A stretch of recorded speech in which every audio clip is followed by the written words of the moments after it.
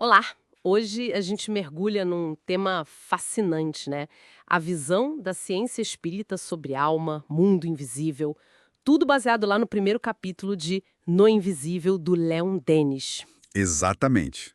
Vamos pegar uns trechos-chave desse capítulo, A Ciência Espírita, onde o Denis, bom, ele faz uma crítica à ciência mais materialista da época dele, né? E ele contrapõe isso com o que exatamente? Com os fenômenos psíquicos. Para ele, eram evidências. Sabe? Evidências da alma, das suas capacidades, algo além do que a ciência tradicional conseguia ver. Entendi. Então, nossa missão aqui é entender essa crítica dele e como ele usa esses fenômenos para argumentar que existe algo mais, né, além do corpo físico. Explorar o que ele chamava de faculdades da alma. Perfeito. O ponto de partida de Denis é dizer que a ciência do tempo dele era, assim, provisória, sabe? Incompleta. Focava muito nas leis do movimento, nas manifestações da força, da vida. Mas sem ir na causa raiz. Isso.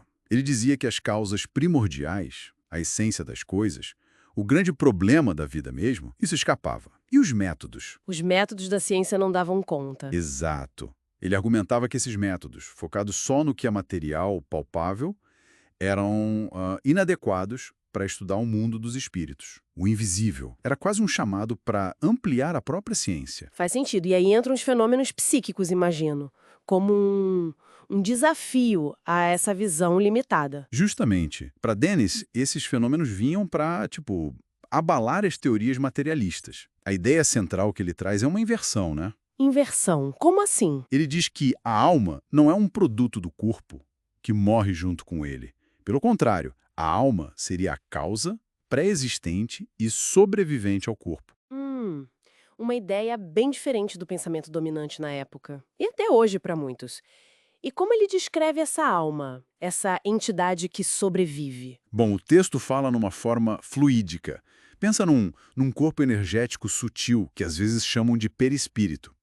E essa forma teria sentidos próprios. Sentidos próprios, independentes dos nossos sentidos físicos. Isso. E com essa forma, a alma poderia, mesmo durante a vida, tipo no sono ou outros estados alterados, ela poderia atravessar a matéria, viajar pelo espaço, perceber esse outro mundo, o invisível. Uau! E essa forma fluídica, ela interage com o nosso mundo? Você falou em exteriorização? Sim, ele descreve isso. Fala de irradiações, eflúvios, seriam emanações dessa energia, né? Que poderiam até se condensar, ficar visíveis, ou, segundo ele, até impressionar chapas fotográficas. As famosas fotos de espíritos, materializações, Exato, os fenômenos de materialização entrariam aí. conceitos bem intensos. E onde entram fenômenos talvez mais conhecidos, tipo telepatia. Olha, a telepatia, o magnetismo, são exemplos que ele usa para mostrar a ação de uma alma sobre outra mesma distância. Como isso funcionaria? Ele fala da propagação das vibrações do pensamento, tipo ondas psíquicas, sabe? Essas ondas viajariam e poderiam impressionar outro organismo fluídico que estivesse em sintonia. E isso geraria o quê? Visões, sons? Poderia gerar visões, sons, até movimentos, dependendo do caso. Uma comunicação direta, de mente para mente, basicamente. Entendi. Isso conecta com outro ponto forte que ele traz, né? As aparições de gente que tá morrendo, os moribundos. Por que isso era tão importante para ele? Assim, primeiro pela quantidade.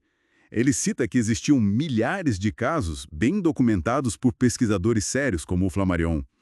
E o ponto-chave, a coincidência no tempo. A aparição acontecia bem na hora da morte da pessoa. Muitas vezes sim. Exatamente no momento ou muito próximo. Para Dennis, isso era forte demais para ser só alucinação de quem via. Tinha que ter uma relação de causa e efeito ali. Entendo. A sincronicidade seria a evidência. Mas ele menciona também um paradoxo, né? Algo sobre a mente da pessoa que está morrendo. Esse é o ponto crucial. Como é que pode, né? No momento de maior fraqueza física, quando o cérebro está falhando teoricamente, como a pessoa manifesta clareza, inteligência, às vezes até uma percepção ampliada? É verdade. Parece contraintuitivo pela visão materialista. Pois é. Para Denis, isso era a prova.